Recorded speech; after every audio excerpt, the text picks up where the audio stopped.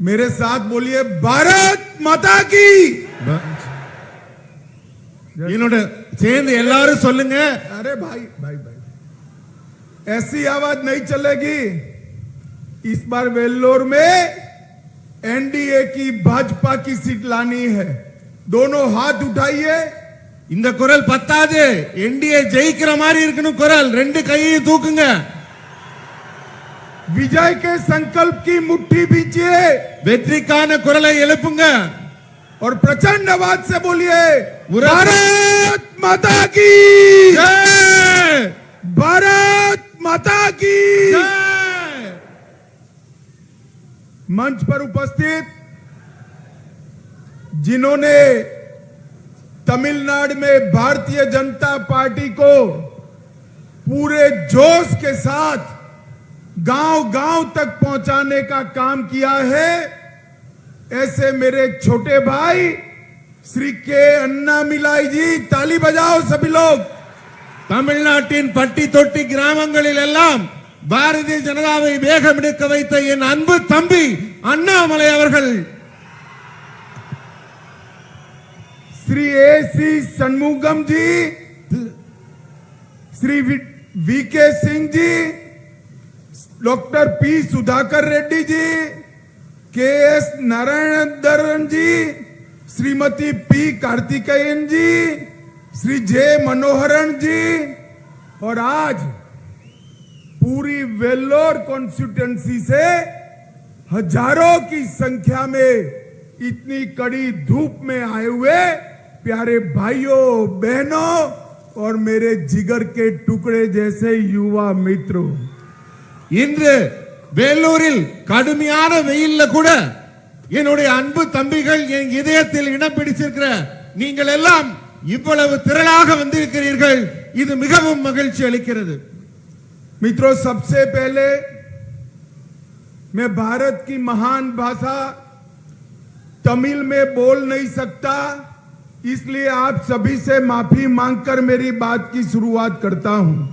உங்க அத்தனை பேர் முன்னாடியும் பாரதத்தின் தொன்மையான மொழியான தமிழ் மொழியில் பேச முடியவில்லையே என்பதை நான் மிக வருத்தத்தோடு சொல்லி மன்னிப்பு கேட்டுக்கிறேன்.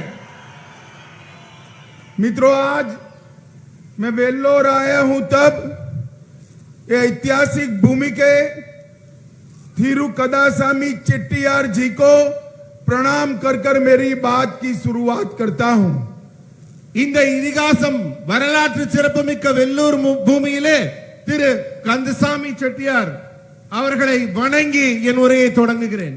मैं भारत के महान स्वतंत्रता सेनानी श्री कल्याण रमन जी को भी प्रणाम कर मेरी बात की शुरुआत करना चाहता हूं।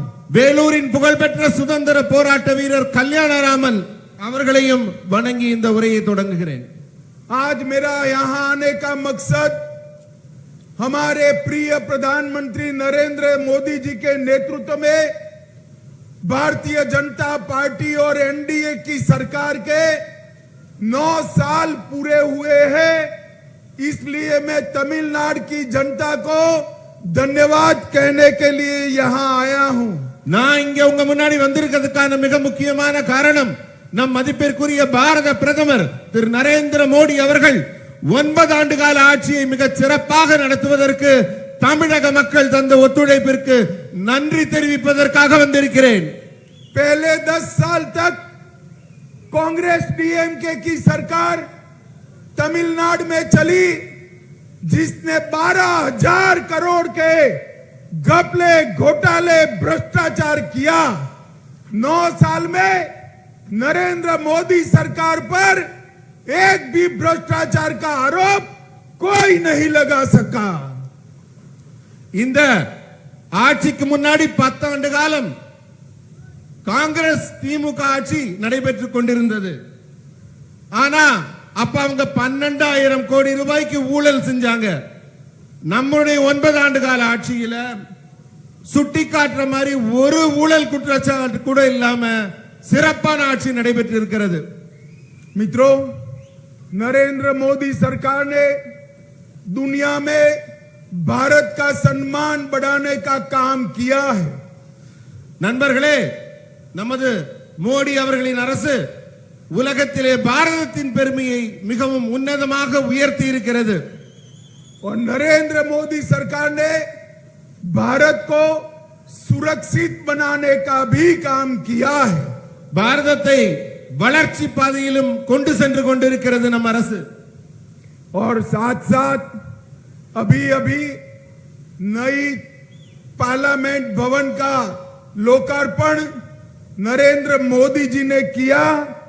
इसमें तमिलनाडु के चोल साम्राज्य का परंपरा से सेंगोल को फिर से एक बार पार्लियामेंट में स्थापित करने का काम नरेंद्र मोदी सरकार ने किया है.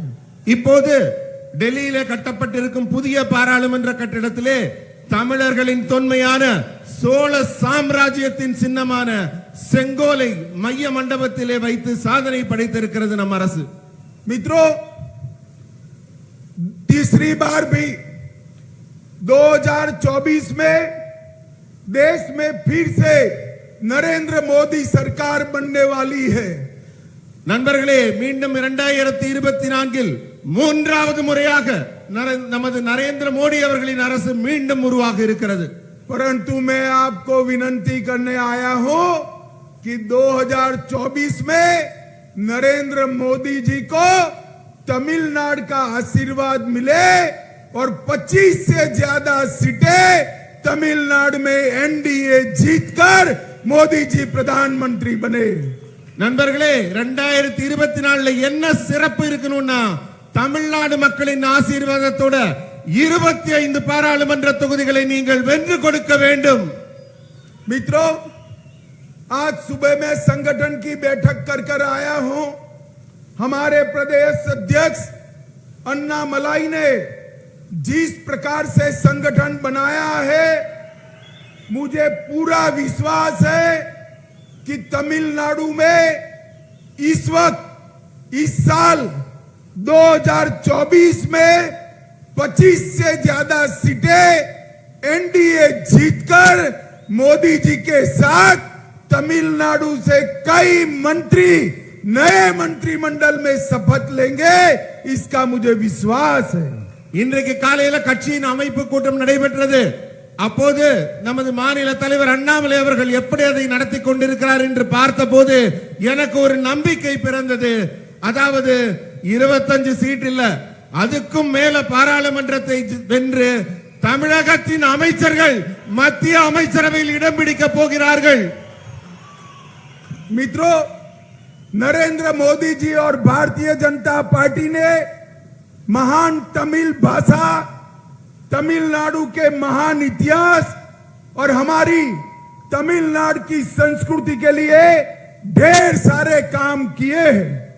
நமது நரேந்திர மோடி அவர்கள் பாரதிய ஜனதா கட்சியின் சார்பிலே தமிழ் மொழியையும் தமிழ் மொழியின் தொன்மையையும் அதன் சிறப்பையும் மேம்படுத்தும் வகையிலே பல பல சிறப்புகளை சேர்த்திருக்கிறார்கள்.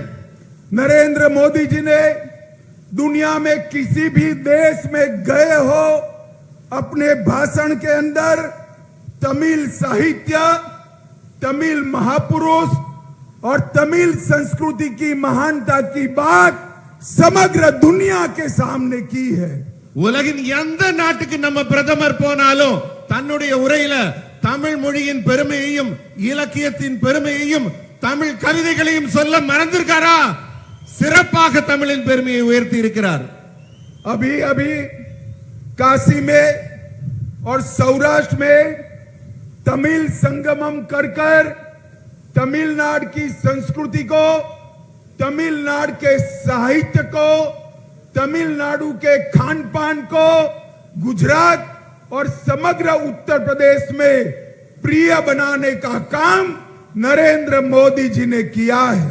சமீபத்தில் காசி தமிழ் சங்கமம், சௌராஷ்டிரா தமிழ் சங்கமம் நடத்தி காசியிலும் உத்தரப்பிரதேச காசியிலும் குஜராத்திலும் தமிழின் பெருமையை, அந்த நமக்கும் அவர்களுக்கும் உள்ள உறவை உரத்து கூறி இருக்கிறார் நம் பிரதமர். काशी तमिल संगमम में प्रधानमंत्री जी ने भारत की 13 भाषाओं में तिरुकुरल का अनुवाद कर तिरुकुरल को भारत के घर घर में पहुंचाने का काम किया है। அன்றைக்கு காசி தமிழ் சங்கத்தில் நமது தொன்மையான மொழியான திருக்குறளை 23க்கும் அதிகமான மொழிகளிலே மொழிபெயர்த்து அந்த திருக்குறளை எல்லா மாநில மக்களும் படிக்கும் வகையிலே நமது பிரதமர் வெளியிட்டு பெருமைப்படுத்தி இருக்கிறார். पिछले माह प्रधानमंत्री जी पापुआ न्यू गिनी गए थे। उन्होंने तिरुकुरल का स्थानीय भाषा में भाषांतर कर विदेश में भी पहुंचाने का काम नरेंद्र मोदी जी ने किया है। போன மாதம் பப்பு நியூ கினியான் என்ற பகுதிக்கு சென்ற போது நமது பிரதமர் அங்கும் திருக்குறளின் பெருமையை பேசி இருக்கிறார். உலகின் எந்த மூலைக்கு சென்றாலும் திருக்குறளின் பெருமையை நமது பிரதமர் பேசிக் கொண்டிருக்கிறார். मित्रों, 10 साल तक डीएमके यूपीए सरकार में रही, पहले भी 8 साल तक सत्ता में रहे, परंतु सीएपीएफ की परीक्षा में, नीट की परीक्षा में, ऑल इंडिया सर्विसेज की परीक्षा में तमिल लड़कों को, बच्चों को तमिल में पेपर लिखने की छूट नहीं थी। अब ऑल इंडिया सर्विसेज, नीट और सीएपीएफ के एग्जामिनेशन तमिल भाषा में भी लिए जाते हैं। தமிழ் தமிழ் தமிழுக்காக வாழ்றோம்னு சொல்ற திமுக 10 ஆண்டு காலம் யூபிஏ கவர்மெண்ட்ல ஆட்சியில் இருந்தாங்க. அதுக்கு முன்னாடி 8 ஆண்டு காலம் இருந்தாங்க. அப்ப சிஆர்பிஎஃப் தேர்வாகட்டும், நீட் தேர்வாகட்டும், சிவில் சர்வீஸ் தேர்வாகட்டும், ஆனா தமிழ் மக்கள் தமிழ் மொழியில அந்த தேர்வை எழுத முடியாத நிலை இருந்தது. நாம் ஆட்சிக்கு வந்த பிறகுதான் திரு நரேந்திர மோடி அவர்கள் தலைமையிலே இப்போது சிஆர்பிஎஃப் தேர்வாகட்டும், நீட் தேர்வாகட்டும், சிவில் சர்வீஸ் ஐஏஎஸ் தேர்வாகட்டும், இதையெல்லாம் தமிழ் மக்கள் தமிழ் மொழியிலேயே எழுத முடிகிறது.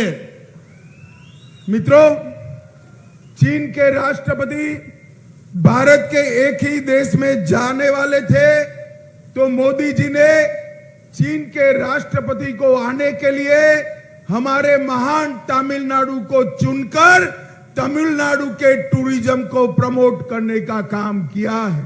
சீன அதிபர் எங்கேயும் போக மாட்டாரு, இந்தியாவுக்கு வர்றேன்னு அவர் சொன்னப்ப நம்ம பிரதமர் எங்க கூட்டிட்டு வந்தாரு? தமிழ்நாட்டுக்கு மகாபலிபுரத்துக்கு கூட்டிட்டு வந்தாரு. நம்முடைய சுற்றுலாவை மேம்படுத்த இதைவிட சிறப்பாக என்ன செய்ய முடியும்? मित्रों, अभी कल राज्य के मुख्यमंत्री स्टालिन जी ने एक सार्वजनिक रूप से मुझे सवाल पूछा कि 9 साल के लिए नरेंद्र मोदी जी ने तमिलनाडु के लिए क्या किया, वो बताइए। स्टालिन जी, मैं 9 साल का हिसाब देने आया हूं, आप जरा कान खोलकर सुन लो और हिम्मत है तो कल इसका जवाब देना। நம்ம தமிழ்நாட்டோட முதலமைச்சர் ஸ்டாலின் வந்து என்ன பார்த்து ஒரு கேள்வி கேட்கிறார். நரேந்திர மோடி அவர்கள் ஆட்சியில 9 ஆண்டுகள்ல தமிழகத்துக்கு நீங்க என்ன செஞ்சீங்கன்னு பட்டியல் போட முடியுமான்னு கேட்கிறாரு. ஸ்டாலின் அவர்களே, உங்க காது நல்லா திறந்து வச்சு கேளுங்க, நான் சொல்ல போற பட்டியலை கேளுங்க. தைரியம் இருந்தா நாளைக்கு எனக்கு இதுக்கு பதிலும் சொல்லுங்க. 2004 से 14 आप यूपीए में हिस्सेदार थे, आपके मंत्री थे, तब डिवोल्यूशन फंड 10 साल में तमिलनाडु को 95,000 मिला था, 95,000 करोड़ मिला था। அதாவது 2004ல இருந்து 2014 யூபிஏல உங்க பங்கு இருந்தது, நீங்க ஆட்சியில இருந்தீங்க, அப்ப உங்க அமைச்சர்கள் இருந்தாங்க. 10 ஆண்டு காலத்துல தமிழகத்துக்கு கிடைத்த பங்களிப்பான தொகை 95,000 கோடி. आपके 9 साल में 95,000 करोड़ नरेंद्र मोदी जी ने, आपके 10 साल में 95,000 करोड़ नरेंद्र मोदी जी ने 9 साल में 2,47,000 करोड़ रुपीस देने का काम किया है। நீங்க 10 ஆண்டு காலம் ஆட்சியில இருந்து தமிழ்நாட்டுக்கு வெறும் 95,000 கோடி கொடுத்தீங்க. ஆனா 9 ஆண்டுகள்ல நரேந்திர மோடி அவர்கள் 2,47,000 கோடி தமிழ்நாட்டுக்கு கொடுத்திருக்கார். ग्रांट इन एड आपके 10 साल में यूपीए सरकार में, कांग्रेस डीएमके सरकार में 58,000 दी गई थी। யூபிஏ கவர்மெண்ட்ல காங்கிரஸ் டிஎம்கே ஆட்சியில் இருந்தப்ப 58,000 கோடி ரூபாய் கொடுக்கப்பட்டது தமிழகத்துக்கு. आपके 58,000 आपके 10 साल में 58,000, नरेंद्र मोदी जी के 9 साल में 58,000 से बढ़ाकर 2,31,000, 4 टाइम ज्यादा देने का काम नरेंद्र मोदी सरकार ने किया है। 10 ஆண்டுகள்ல நீங்க கொடுக்கிற மானியம் கிராண்ட் இன் எய்ட் 58,000 கோடி தான் கொடுத்தீங்க. 9 ஆண்டுகள்ல மோடி அவர்கள் 2,31,000 கோடி ரூபாய் கிராண்ட் இன் எய்ட் மானியமாக கொடுத்திருக்கிறார். पिछले 9 वर्षों में तमिलनाडु के अंदर 2,352 किलोमीटर नेशनल हाईवे पूरा किया है और 3,719 किलोमीटर नए प्रकल्प दिए हैं और इस सब की लागत होती है 58,000 करोड़ रुपीस। கடந்த 2 ஆண்டுகள்ல கட்டமைப்பு பணி மிக வேகம் எடுத்திருக்கிறது. அதுல 2,352 கிலோமீட்டருக்கு தேசிய நெடுஞ்சாலை அமைக்கப்பட்டிருக்கு. இன்னும் 3,719 கிலோமீட்டர் தொலைவிற்கு அமைக்கப்பட்டு கொண்டிருக்கிறது. இதன் மொத்த தொகை தமிழகத்துக்கு செலவாகிற நெடுஞ்சாலைக்கான தொகை 58,000 கோடி ரூபாய். बैठ जाइए भैया, पुलिस वालों को जो करना है वो करने दीजिए। அங்க இருக்கவங்கள உட்காருங்க, போலீஸ்காரங்க அவங்க கடமையை செய்யட்டும், மக்கள் உட்காருங்க. நண்பர்களே அமர்ந்திருங்கள். 3,000 करोड़ रुपया 105 किलोमीटर लंबे ईस्टर्न कोस्टल हाईवे के लिए देने का काम नरेंद्र मोदी सरकार ने किया है। 3,000 கோடி ரூபாய் செலவுல 105 கிலோமீட்டர் தொலைவுக்கு ஈஸ்ட் கோஸ்ட் ஹைவே அமைக்கிறதுக்காக நமது நரேந்திர மோடி அரசு தமிழகத்திற்கு கொடுத்திருக்கிறது. 50,000 करोड़ रुपया चेन्नई बेंगलुरु एक्सप्रेस वे के लिए देने का काम नरेंद्र मोदी जी ने किया है। 50,000 கோடி ரூபாயில சென்னையிலிருந்து பெங்களூருக்கு விரைவு பாதை அமைப்பதற்காக இப்போது திட்டம் தயாரிக்கப்பட்டிருக்கிறது. चेन्नई मेट्रो फेज 1 और फेज 2 के लिए 72,000 करोड़ रुपया देने का काम किया है। சென்னையில மெட்ரோ ரயில் பேஸ் 1 பேஸ் 2 ரெண்டு பாதை அமைப்பதற்காக 72,000 கோடி ரூபாய் தமிழகத்திற்கு கொடுக்கப்பட்டிருக்கிறது. चेन्नई, एगमोर, काटपाड़ी, मदुरई, रामेश्वरम और कन्याकुमारी के रेलवे स्टेशन 3,500 करोड़ से पूरे नया बनाने का काम नरेंद्र मोदी जी ने शुरू किया है। சென்னை எக்மோர், காட்பாடி, மதுரை இது போன்ற ரயில் நிலையங்கள்ல 3,500 கோடி ரூபாய் செலவுல புதுசா கட்டுவதற்கான ஏற்பாடுகள் செய்யப்பட்டிருக்கு. காட்பாடி, மதுரை, கன்னியாகுமரி, எக்மோர்ல புதிய ரயில் நிலையங்கள் அமைய இருக்கு.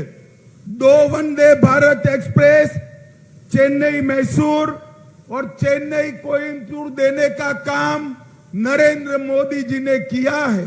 புத்தம் புது வந்தே பாரத் எக்ஸ்பிரஸ் ரயில் சென்னையிலிருந்து மைசூருக்கும் சென்னையிலிருந்து கோயம்புத்தூருக்கும் தற்போது பறந்து கொண்டிருக்கிறது.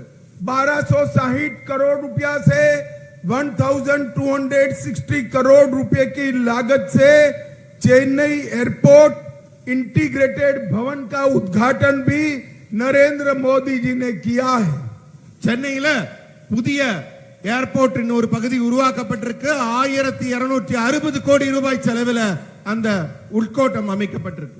1,000 करोड़ की नवेली लिग्नाइट योजना भारत सरकार ने शुरू की है। 1000 கோடி ரூபாய் செலவில் நம்ம மின் உற்பத்தி செய்கிற நெய்வேலி லிக்னைட் கார்பரேஷன்ல புதிய திட்டம் அமைக்கப்பட்டிருக்கு. 56 लाख किसान को हर साल 6,000 रुपया डीबीटी के माध्यम से भेजा जाता है। 56 லட்சம் விவசாயிகளுக்கு 6,000 ரூபாய் வருடா வருடம் தமிழக அரசுல இருக்க விவசாயிகளுக்கு மத்திய அரசால கொடுக்கப்படுது. जल जीवन मिशन के 84 लाख कनेक्शन भारतीय जनता पार्टी की मोदी सरकार ने दिए हैं. குடிநீர் இணைப்புக்காக தமிழ்நாட்டுல தண்ணியே வராத வீடுகளுக்கு 84 லட்சம் குடிநீர் இணைப்புகள் தமிழ்நாட்டுல கொடுக்கப்பட்டிருக்கு. 2.50 करोड़ लाभार्थियों को 5 लाख तक का पूरा स्वास्थ्य का खर्चा आज नरेंद्र मोदी सरकार दे रही है. மருத்துவ உதவிக்காக 2.5 கோடி மக்களுக்கு ஆயுஷ்மான் இந்த மாதிரி திட்டத்தில் மருத்துவ உதவிக்கான உதவிகள் செய்யப்பட்டிருக்கு. 62 लाख 62 लाख शौचालय चेन्नई के गरीबों तमिलनाडु के गरीबों के लिए बनाए गए हैं. 62 லட்சம் கழிப்பறைகள் தமிழ்நாட்டில் இருக்க ஏழை மக்களுக்காக அவங்க சௌகரியத்துக்காக கொடுக்கப்பட்டிருக்கு. 1 करोड़ गरीब तमिलनाडु के भाइयों बहनों को हर महीने 5 किलो अनाज प्रति व्यक्ति मुफ्त में देने का काम नरेंद्र मोदी सरकार कर रही है. 1 கோடி ஏழை மக்கள் பயன்பெறும் வகையில 5 கிலோ அரிசி தானியம் பருப்பு போன்ற வகைகள் எல்லாம் சேர்ந்து பெறுவதற்காக மத்திய அரசு தொடர்ந்து வழங்கிக் கொண்டிருக்கிறது. Central institute of classical Tamil का नया कैंपस नरेंद्र मोदी सरकार ने बनाया है. செம்மொழி ஆராய்ச்சி மையத்திற்கான புதிய கட்டிடம் சென்னை தரமணியில மிக சிறப்பாக சிறந்து தமிழுக்காக தமிழ் மொழி வளர்ச்சிக்காக ஆராய்ச்சி செய்து கொண்டிருக்கிறது. मित्रों अभी कल मैंने देखा उन्होंने कहा कि मदुरै का एम्स अब तक क्यों नहीं बना है. मित्रों मैं आज कहने आया हूं कि 18 साल तक एडीएमके केंद्र के सत्ता में रही. मैं आज उनको पूछने आया हूं कि आपने क्यों एम्स तमिलनाडु को नहीं दिया. इसका जवाब तमिलनाडु की जनता को आपको देना चाहिए. எனக்கு ஒரு கேள்வி கேட்டிருக்காங்க, மதுரையில எய்ம்ஸ் இன்னும் ஏன் திறக்கலன்னு. ஆனால் நான் இந்த கேள்வியை அதிமுகவினருக்கு கேட்க விரும்புகிறேன். ஏன்னா அவங்க முன்னர் ஆட்சியில் இருந்தபோது எய்ம்ஸ் ஏன் திறக்கப்படவில்லை என்ற கேள்விக்கான பதிலை அவர்கள் தான் சொல்ல வேண்டும். और एम्स का कॉलेज इसके 2 बैच टेम्पररी कैंपस में शुरू हो गए हैं.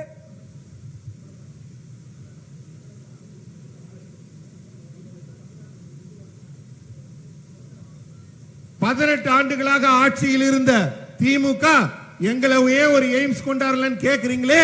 ஆனால் நீங்க ஏன் எய்ம்ஸ் 18 ஆண்டு காலமாக இருந்தும் ஒரு எய்ம்ஸ் கூட தமிழ்நாட்டுக்கு கொண்டாடவில்லை. एम्स की मेडिकल कॉलेज के 2 कैंपस टेम्पररी कैंपस में चालू हो गए हैं और एम्स का निर्माण भी फेज मार्क में चालू कर दिया जाएगा. मगर आप वो जवाब दीजिए, मोदी जी ने तो एम्स दिया, 18 साल तक आप केंद्र से एम्स भी नहीं ला रहे. केवल और केवल भ्रष्टाचार करने का काम ये डीएमके के लोगों ने किया है. எய்ம்ஸ் ஏன் திறக்கலன்னு எங்களை பார்த்து கேள்வி கேட்கிறீங்களே. ஆனா இப்ப எய்ம்ஸ்ல phase 1 phase 2 தொடங்கி விட்டது. மக்கள்லாம் அங்க மாணவர்கள் படிக்க தொடங்கி விட்டார்கள். இங்க தொடங்கிட்டு இருக்கு. ஆனா எங்களை கேள்வி கேட்க முன்பு நீங்கள் உங்களை கேட்டுக்கொள்ள வேண்டும். 18 ஆண்டு கால ஆட்சியில் இருந்து கூட மத்திய அரசில் இருந்து கூட ஒரு எய்ம்ஸை கூட திறக்க வேண்டும் அப்படிங்கிற எண்ணம் உங்களுக்கு ஏன் வராம இருந்தது. मित्रों ईएसआईसी की मेडिकल कॉलेज कोयम्बटूर में स्थापित किया जा रहा है, जिसके लिए भारत सरकार ने 1500 करोड़ दिया है.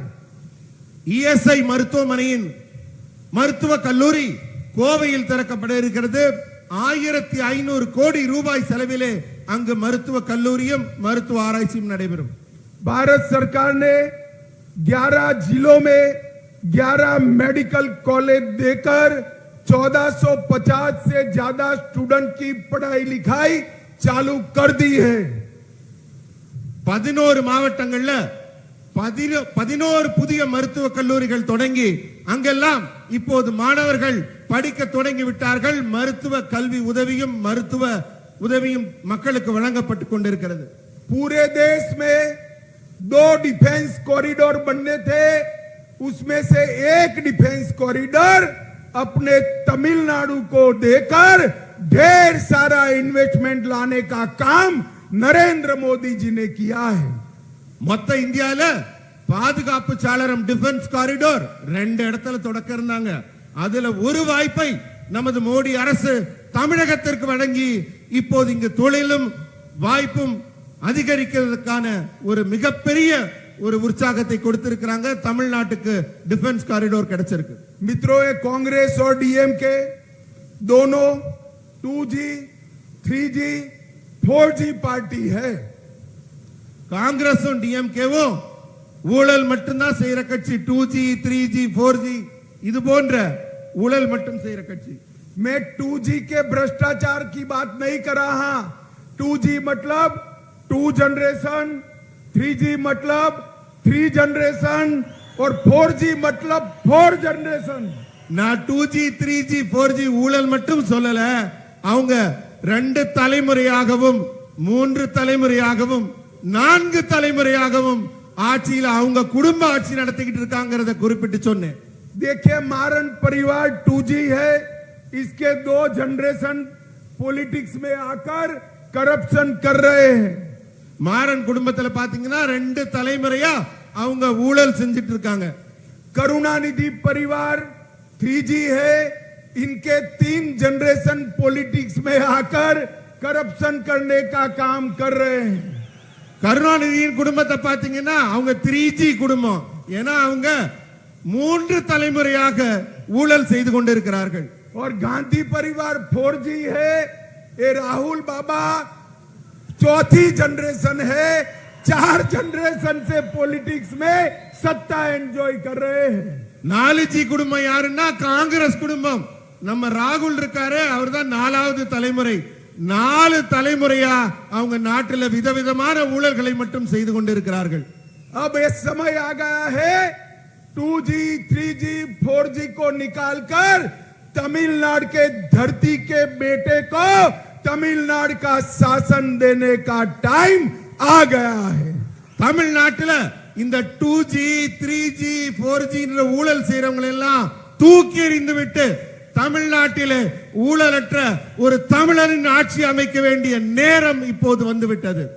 मित्रों, मैं आज आप सबको पूछने आया हूं, मुझे बताइएगा, जरा हाथ उठाकर बताइएगा, धारा 370 हटनी चाहिए थी या नहीं हटनी चाहिए थी, और ये कश्मीर हमारा है या नहीं. நான் உங்கள்ட்ட எல்லாம் ஒரு கேள்வி கேட்கிறேன். உங்க கைகளை உயர்த்தி உரத்த குரல்ல சொல்லுங்க. ஆர்டிகல் 370 நீக்கப்பட வேண்டியதுதானா இல்லையா? காஷ்மீர் நம்முடையதுதானே? ये दोनों पार्टियां कांग्रेस और डीएमके धारा 370 हटाने के विरोध में थे.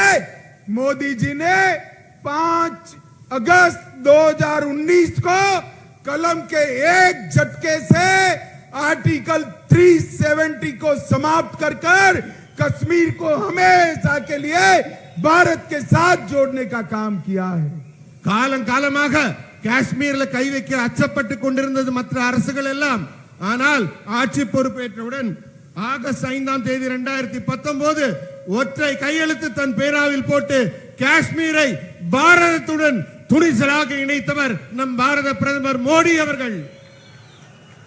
मित्रों, 2024 में फिर से एक बार 300 सीटों के साथ नरेंद्र मोदी सरकार बनने वाली है. நண்பர்களே, 2024 மீண்டும் ஒரு முறை 300க்கும் அதிகமான சீட்டுகளை பெற்று மோடி அரசு ஆட்சி அமைக்க இருக்கிறது 3வது முறையாக. मैं आपको विनती करने आया हूं, आप तमिलनाडु से मोदी जी को 25 साथी एनडीए के चुनकर देश की पार्लियामेंट में सिंगोल के लिए मोदी जी का धन्यवाद करने के लिए भेज दीजिए। 2024 தேர்தல்ல வெற்றி பெற்று மோடி அரசு ஆட்சி அமைக்கும் போது தமிழ்நாட்டிலிருந்து 25 பாராளுமன்ற உறுப்பினர்களை அந்த செங்கோலின் கீழே அமர்ந்து பாராளுமன்ற உறுப்பினராக பணியாற்ற அனுப்புவீங்களா? मुझे बताइए, वेल्लोर सीट एनडीए को जिताएंगे? வெள்ளூர்ல என்டிஏ ஜெயிக்குமா? मोदी जी को प्रधानमंत्री बनाएंगे? மோடியை பிரதமராக்குவோமா? बनाएंगे तो मेरे साथ दोनों हाथ उठाइए, ரெண்டு கரத்தையும் உயர்த்தி சொல்லுங்க. विजय के संकल्प की मुट्ठी बींचिए வெற்றிக்கான முட்டியை உயர்த்துங்கள். और प्रचंड आवाज से बोलिए, உரத்த குரல்ல भारत माता की ஜெய், भारत माता की ஜெய். आप मत बोलिए भैया, भारत माता की वंदे वंदे वंदे।